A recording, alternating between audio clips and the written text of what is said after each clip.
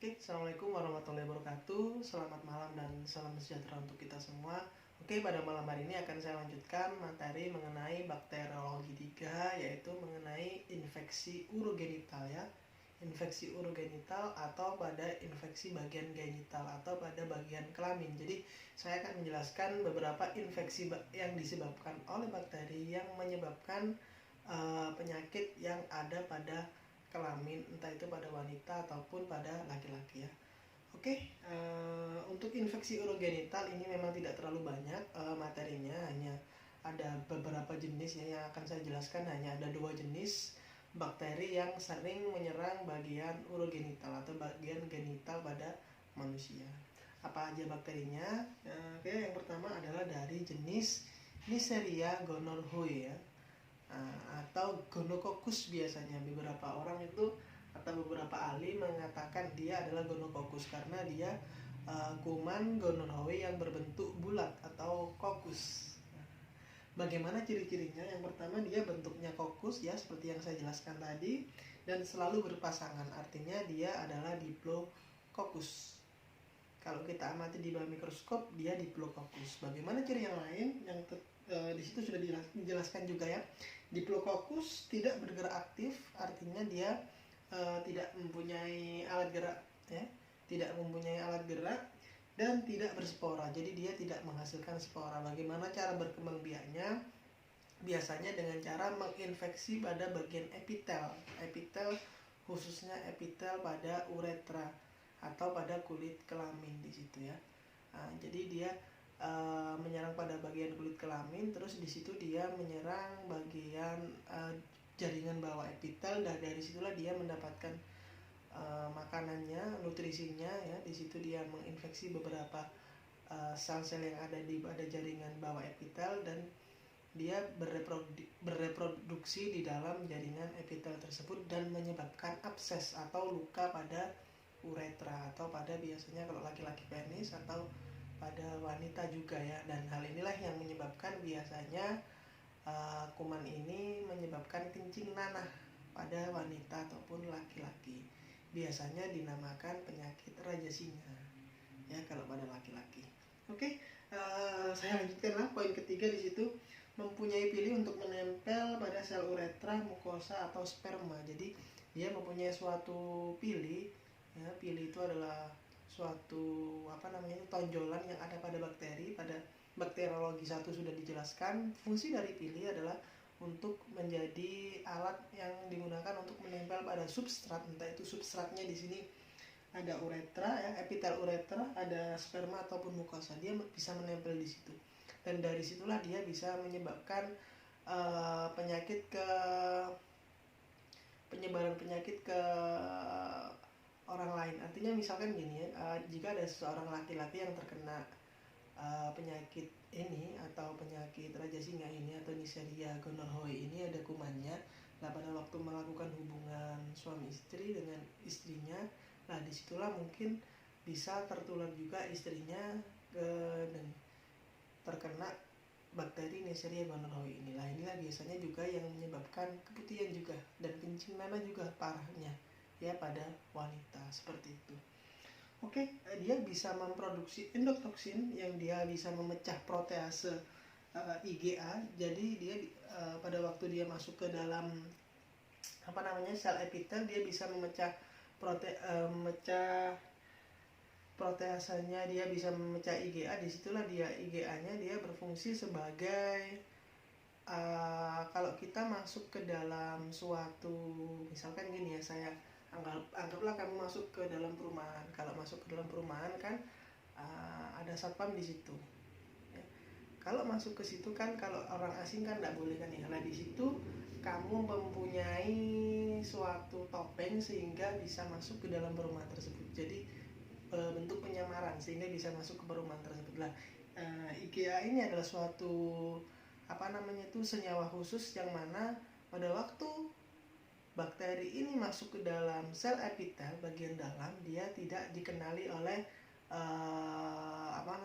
antibiotik ataupun sistem imun yang ada dalam tubuh kita. Yang kedua adalah dia juga bisa menghasilkan beta laktamase dan juga bisa menghidrolisis penisilin. Artinya kalau menghidrolisis penisilin itu, kalau kita beri antibiotik berupa penisilin, dia akan kebal ya. Jadi dia kebal terhadap penisilin. Jadi memang agak sulit untuk menyembuhkan penyakit dari Raja Singa ini ya. Harus beberapa treatment yang dilakukan karena memang tempatnya yang ada di sekitar alat kelamin yang lembab dan juga kulit yang rentan menyebabkan penyakit ini sulit disembuhkan. Oke, isolasi primer menggunakan pembenihan diperkaya. Jadi kalau kita mau mengisolasi Neisseria gonorrhoeae, kita lakukan dengan enrichment media ya. Jadi media yang diperkaya. Diperkaya seperti apa nanti akan dijelaskan. Oke, kalau misalkan kita ambil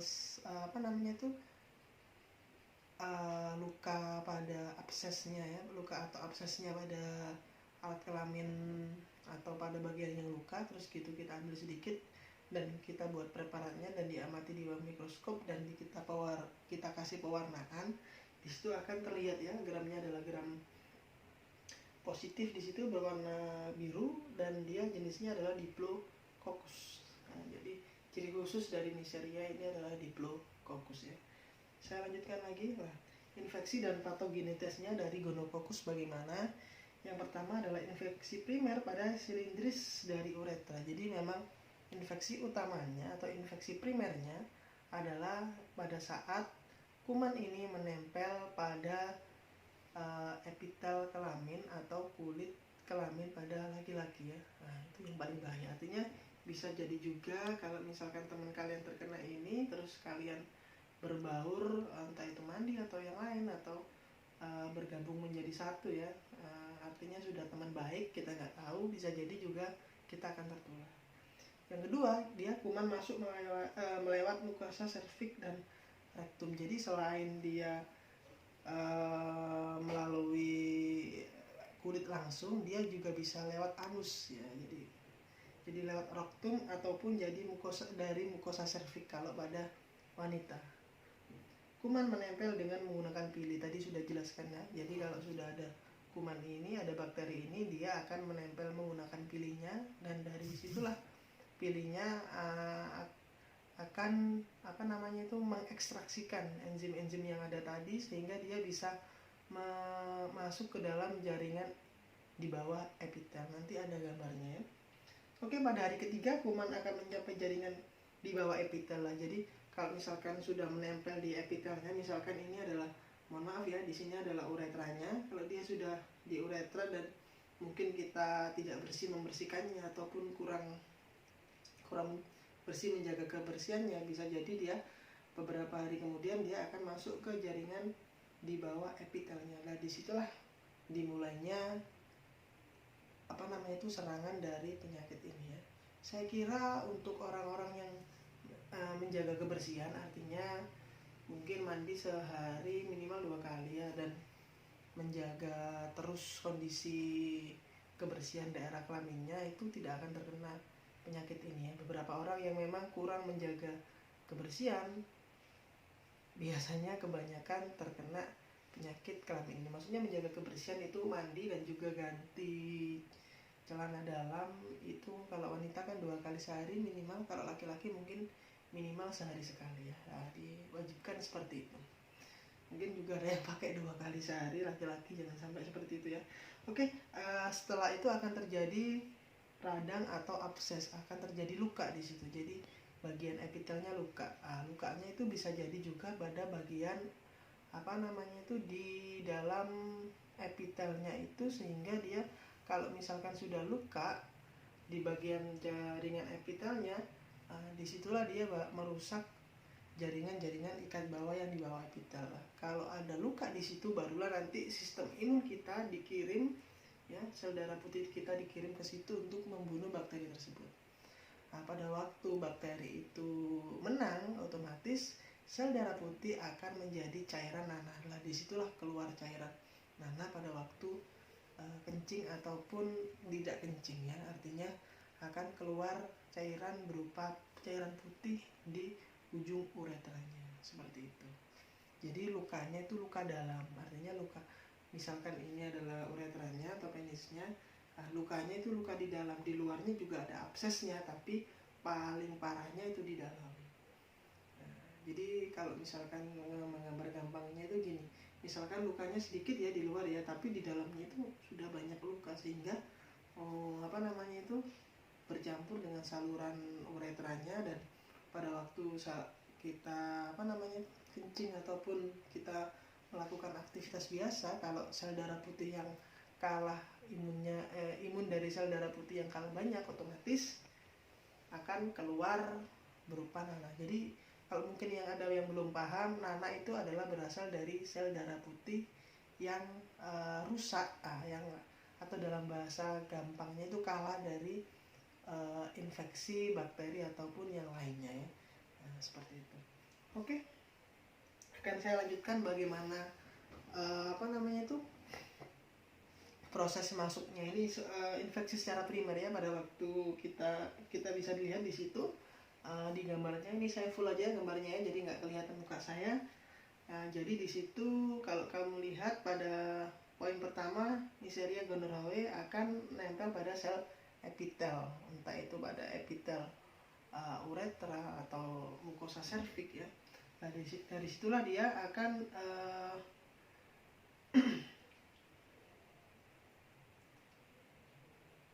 dia akan berkompetisi ya, artinya dia akan di dalam uretra itu kan banyak kumannya juga, artinya dia juga berkompetisi dengan bakteri-bakteri jenis lainnya. Nah, tetapi karena Neisseria gonorrhoeae ini patogenitasnya tinggi, dia biasanya menang dengan mikrobakteri yang lainnya ya, dan sehingga dia bisa melakukan suatu penetrasi masuk ke dalam sel epitel bagian bawah. Kalau dia sudah masuk ke sel epitel bagian bawah, dia akan bisa mengeluarkan zat-zat kimia seperti beta-laktamase, protease dan lain-lain tadi, sehingga bisa menguasai dan merusak jaringan epitel bawah. Kalau jaringan epitel bawahnya sudah dirusak, barulah dia mengeluarkan suatu, pada hari ketiga ya, biasanya akan menyebabkan radang pada bagian epitel yang luar. Nah, sehingga yang luar itu rusaknya kelihatannya sedikit, tetapi pada jaringan epitel bawahnya itu banyak yang rusak. Lah, disitulah yang menyebabkan nanti sel darah putih dikirim menuju jaringan epitel bawah tersebut, dan kalau kalah dia akan mengeluarkan atau menghasilkan nanah. Lah, nanah itu nggak dikeluarkan di luar lukanya, tapi dikeluarkannya lewat saluran uretra atau saluran kencing ya. Di situ makanya biasanya dinamakan dengan kencing nanah. Oke, saya lanjutkan lagi lah.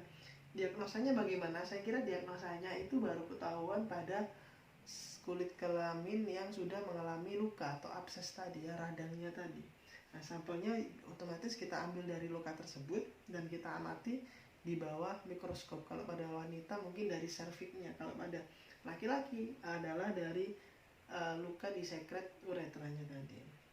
Oke, bagaimana cara mengamati secara mikroskopis? Biasanya adalah dengan menggunakan dibuat preparat dan di situ dibuat pewarnaan gram. Setelah mungkin diamati menggunakan pengamatan mikroskopis untuk menegaskan hasilnya, diagnosanya biasanya akan dikulturkan ya. Di situ ada gram dan sediaan gram dan kultur. Jadi dikulturkan di enrichment media. Enrichment medianya dia pada Thayer Martin ya, memang ada jenis media enrichment khusus yaitu Thayer Martin namanya.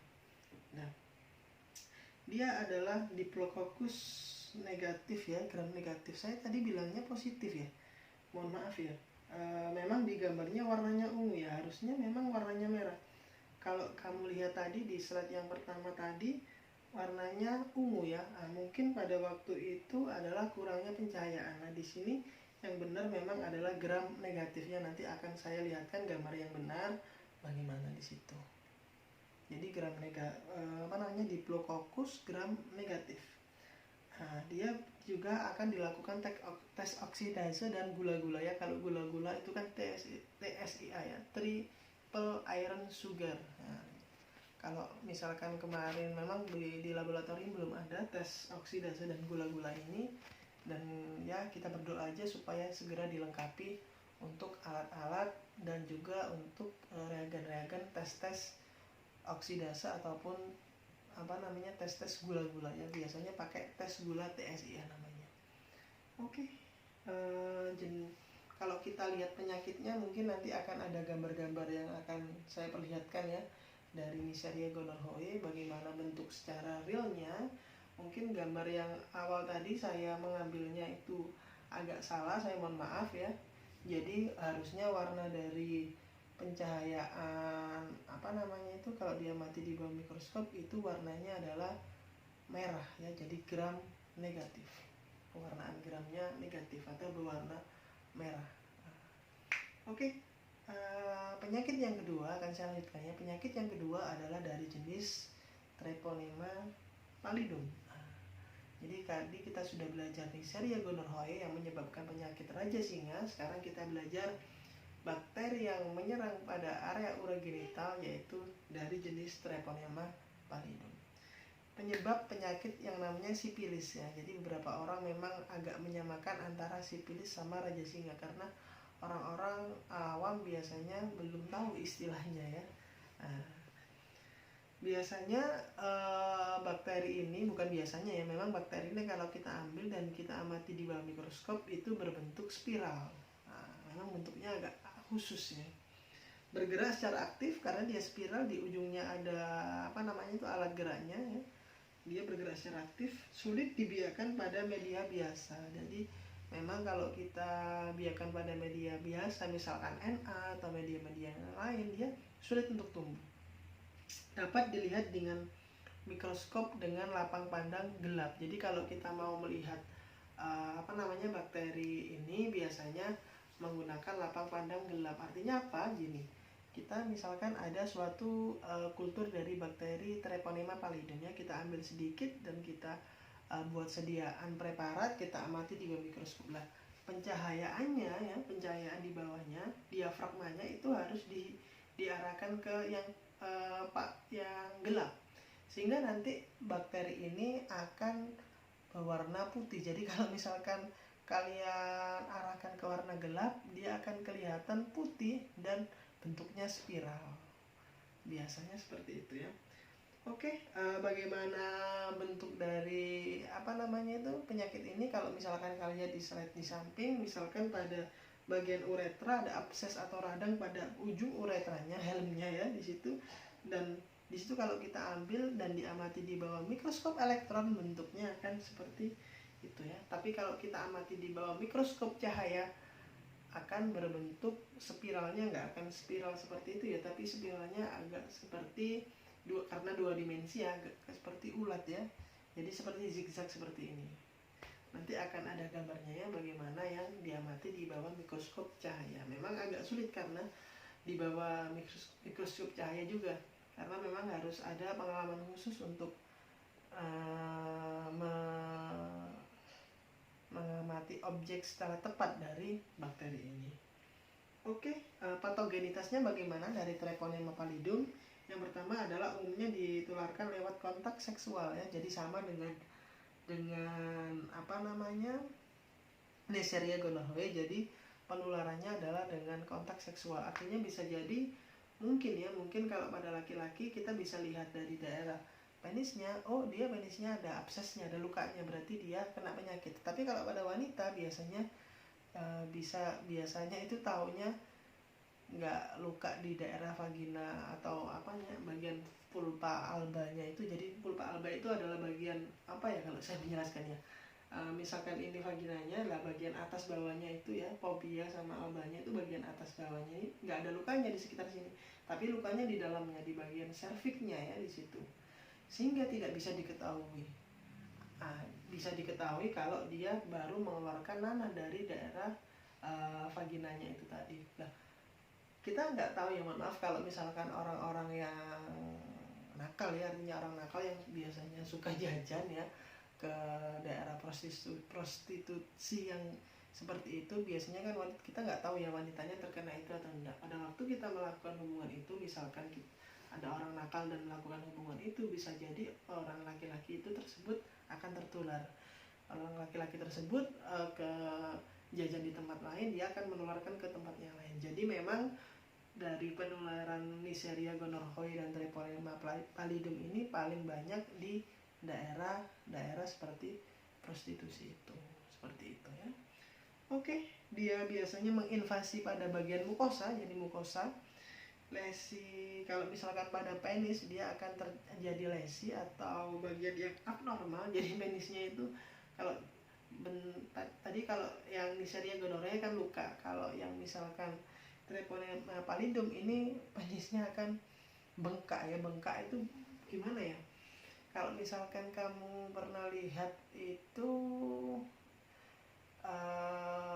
kalau misalkan gampangnya itu misalkan kita keserempet atau ini ya, misalkan kulit kita kena apa gitu biasanya melentung ya di sininya, terus gitu ada kayak cairan putihnya itu, jadi penisnya itu membengkak seperti itu ya. Jadi ada bentuk yang abnormal seperti yang pada tangan kita itu putih, tapi bukan seperti itu ya, bukan putih seperti itu, tapi bentuknya mirip seperti itu.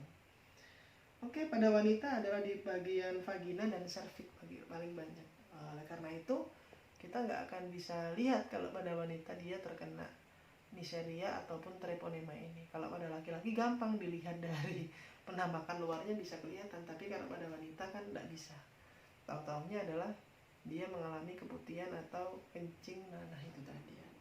Oke, diagnosanya bagaimana? Memeriksa secara mikroskopis, sampel diambil dari cairan pada lesi. Jadi kalau misalkan pada laki-laki otomatis pada lesinya, kalau pada perempuan adalah pada mukosa serviksnya, sama seperti Neisseria gonorrhoeae. Sediaan segar tanpa warna dengan mikroskop lapang pandang gelap. Jadi untuk mengamati Treponema pallidum adalah dengan cara pengamatan langsung dengan mikroskop tanpa adanya pewarnaan dengan lapang pandang gelap ya. Nanti akan ada video, ada fotonya ya. Nanti di samping akan ada fotonya. Itulah hanya 2 penyakit urogenital yang disebabkan oleh dua jenis bakteri, yaitu Treponema pallidum dan Neisseria gonorrhoeae. Oke, pada pertemuan kali ini akan silakan disediakan 1 pertanyaan untuk saya dan akan kita bahas pada waktu pertemuan nanti ya. Saya akan berusaha menjawab. Kalau nggak bisa menjawab dan tidak bisa memuaskan kalian, biar saya simpan pertanyaan tersebut dan akan saya jawab pada pertemuan berikutnya. Oke, terima kasih atas waktunya. Selamat malam. Assalamualaikum warahmatullahi wabarakatuh.